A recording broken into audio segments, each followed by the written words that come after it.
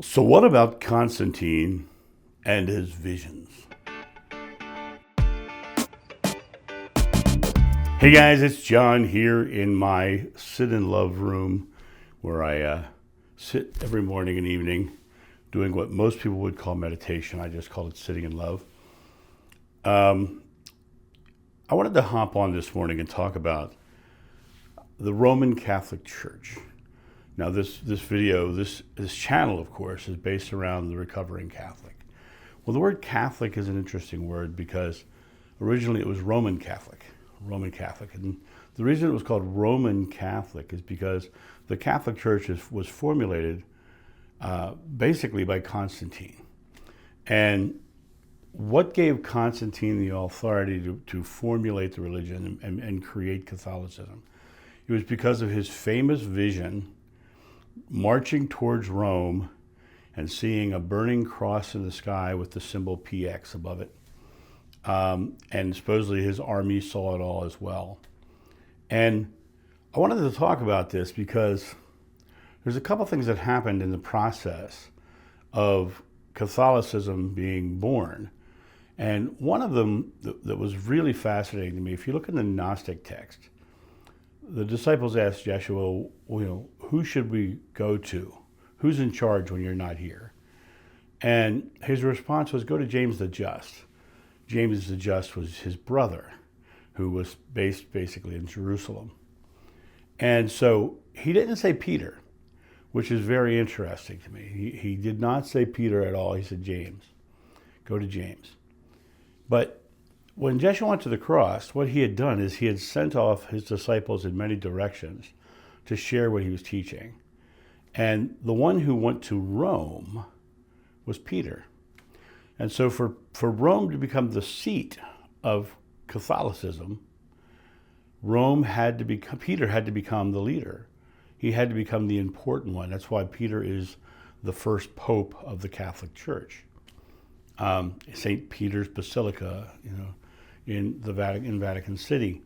It's all about St. Peter, and supposedly his body is there as well. So Peter had to become the most important figure for Rome to become the seat of Christian power, Catholic power.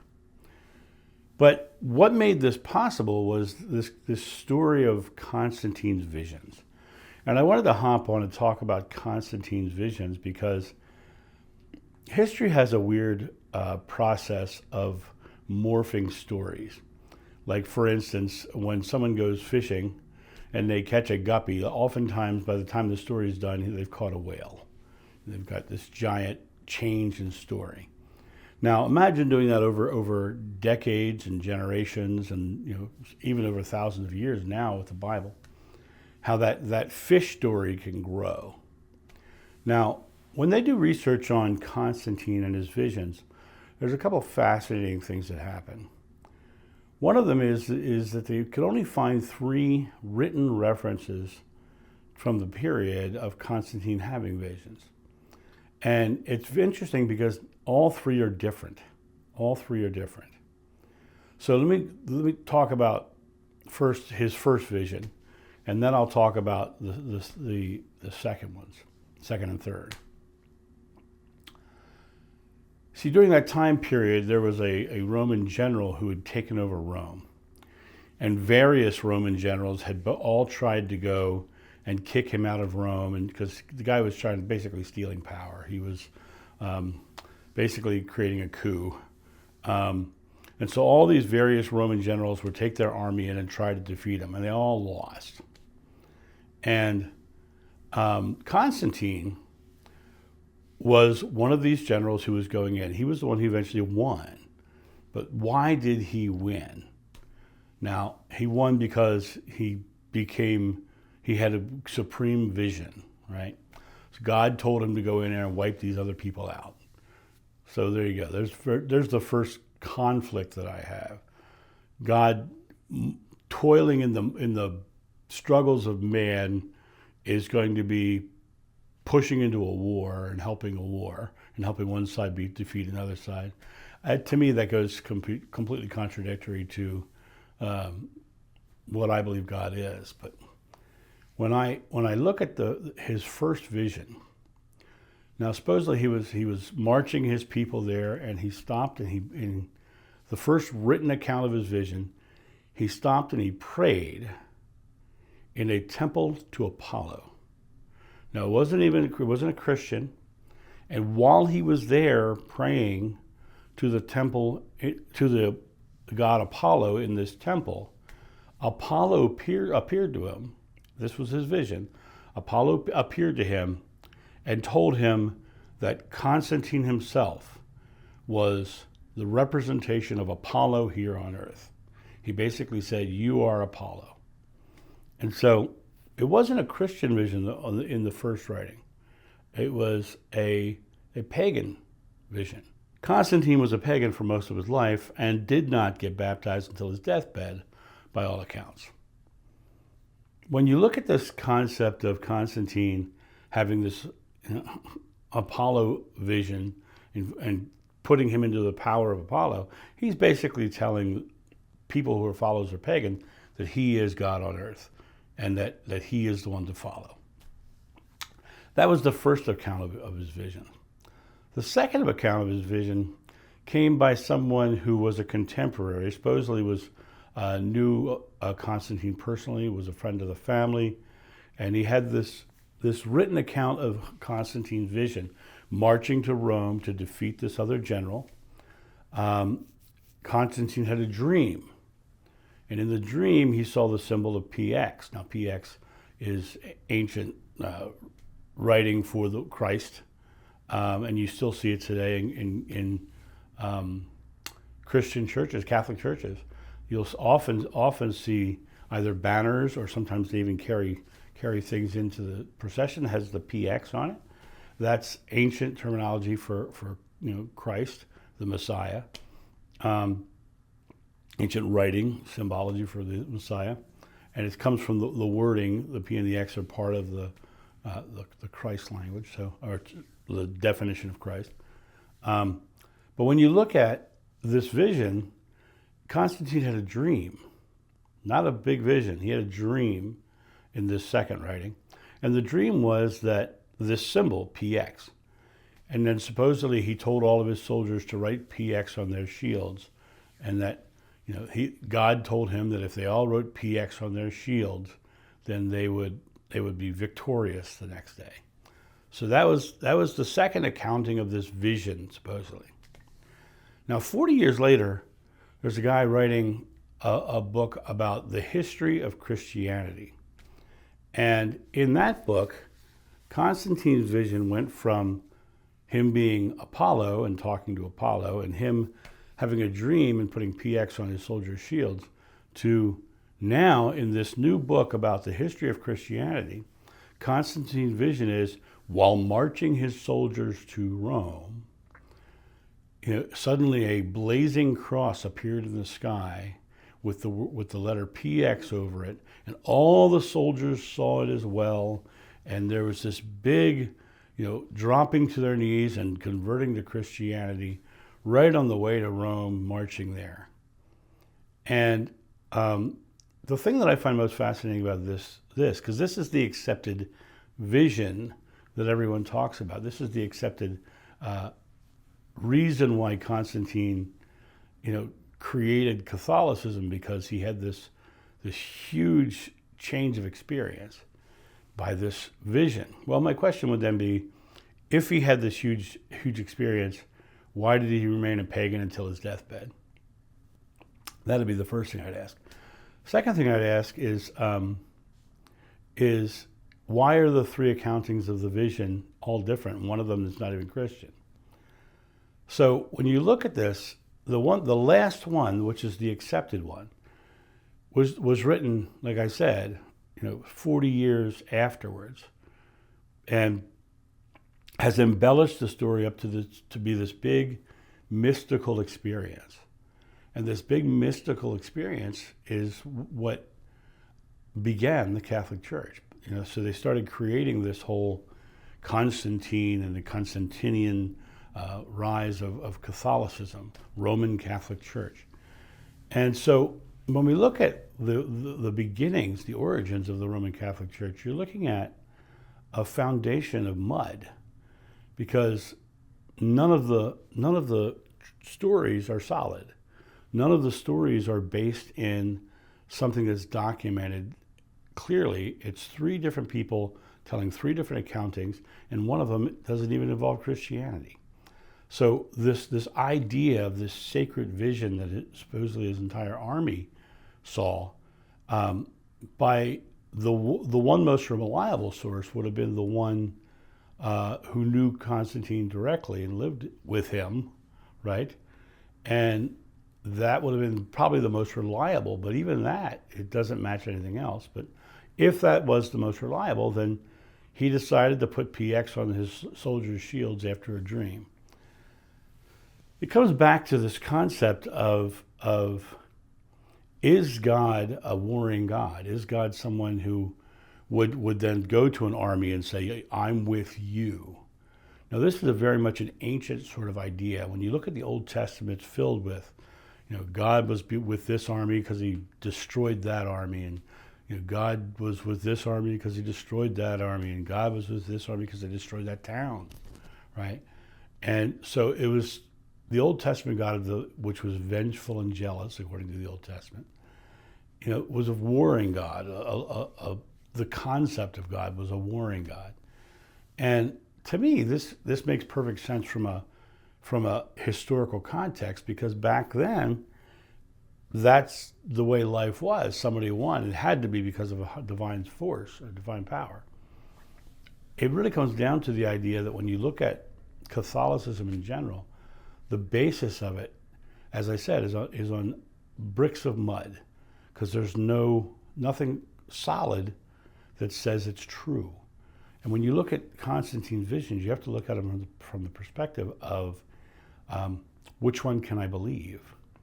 Was he a pagan and saw Apollo? Was he Apollo on earth? Well, that might be a really good reason to stay a pagan until your deathbed, right? Party like a pagan your whole life, toga, toga, toga. And then become a Christian so you can go to a Christian heaven. It really comes down to looking at the historical perspective and realizing you're talking about stories from ancient people who are trying to figure out their way in the world, and they're creating stories to give themselves power so they can raise armies and overcome other armies. So it's less about God and more about a power play. And the power play comes with creating stories that make a certain character powerful. And Constantine himself is a classic example, right? Constantine's use of Peter as the first pope, classic example, because the Roman Catholic Church is the Roman Catholic Church because Peter was the first pope in Rome. And so it came to Rome as a foundational piece of Catholicism. So just the root origins of Catholicism have so many flaws and so many errors. And you look at the book of John, God is love, right? Nothing that we've just talked about has anything to do with love. It has to do with war. It has to do with marching to someplace to wipe somebody else out. It has to do with taking land back. It has to do with very physical world struggles. And using this belief in a divine power as the driving force behind people to get them to achieve big things. They believe God is with them, so they win. And then both sides probably believed God was with them in some form, or a God was with them in some form. And whoever lost would have been the person's God, their God, or their belief wasn't strong enough.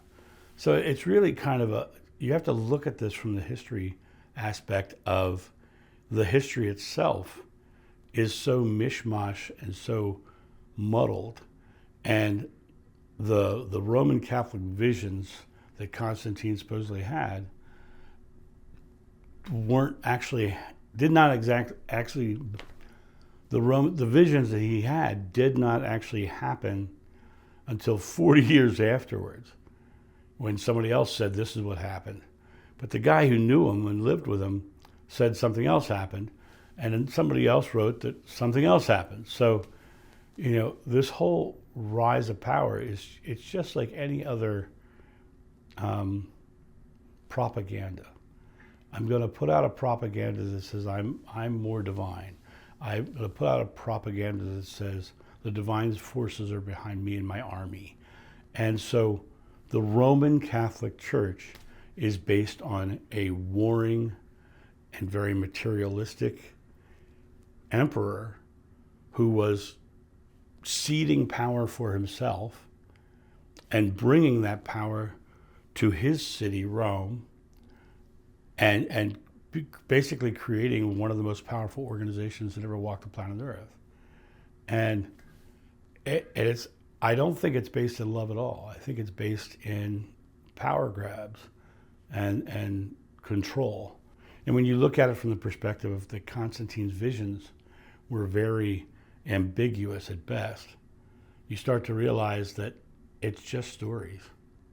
It's just stories. And those stories were used to create the Catholic Church. And being used to create the Catholic Church, then you started listening to what the ordained popes would say. Now, people talk about the Pope being so perfect and beautiful and everything. One of the popes died while having sex. One of the popes died of syphilis. As I said before, the Pope and several cardinals during World War II supported Hitler. So this concept that the Catholic Church deems the Holy Father as infallible, as a representation of God on earth, that is just an old vestige of Roman empirical rule. You have to believe wholeheartedly that our Pope is infallible. And in that regard, the Catholic Church has kind of festered in this ancient mythology and these ancient stories and hasn't really grown that well. As I said in another video, I talked about in 1986, Ferris Bueller's Day Off came out, Big Trouble in Little China came out, and the Catholic Church forgave Galileo for the world not being flat. And in the past couple decades here, the most recent Pope actually apologized to South and Central America for what the conquistadors did. Now this is about 500 years too late, right? So what the conquistadors did in the name of the Catholic Church, that's what they were doing. They were down there wiping out whole things, taking all their gold, all their material wealth, taking their land, just like Constantine was doing to Rome and everything else. It's all about land grab and money. And it's not about loving one another. Because if it was about loving one another, you would go there, you wouldn't care about the gold. You would be loving these amazing people that are there. When I traveled through Egypt for a month, I was treated beautifully by everybody I met. Invited into homes, had dinner with locals, had tickets bought for me so I could get in the pyramid before anybody else, because I made friends with the guy who rented camels. And that experience was beautiful. And then I ran into another American. And his belief was those Muslims are going to hate me because I'm Christian. And everywhere he went in Egypt, people wanted to fight him because that's what he was creating. He wasn't loving the people around him. He was coming in conquest and expecting conflict. And this is where the Roman Catholic Church comes from. It comes out of that conquest and that conflict. And when you look at it from that perspective and think, am I loving or am I a conqueror? Am I loving or am I subjugating a people to my own personal beliefs? Am I loving or am I saying that I am the leader of their faith? That's what happened with Constantine. So I wanted to hop on and make this video just for you guys to have this idea of the foundational stones of Catholicism being based on these mud bricks that are all dissimilar. And these dissimilar bricks do not create a strong foundation for a belief because none of them actually agree with one another. These three visions. Was the Apollo on Earth? Did he just have a dream that told him to put the PX on the guy's shields? Or did this blazing cross appear in the sky and all his soldiers saw it and bowed down for it? Those are the three documented accountings of his visions. And none of them really can be taken as truth because there's three of them. So that's my thought on this. And you guys have a great day, and I'll talk to you soon. See ya. Bye.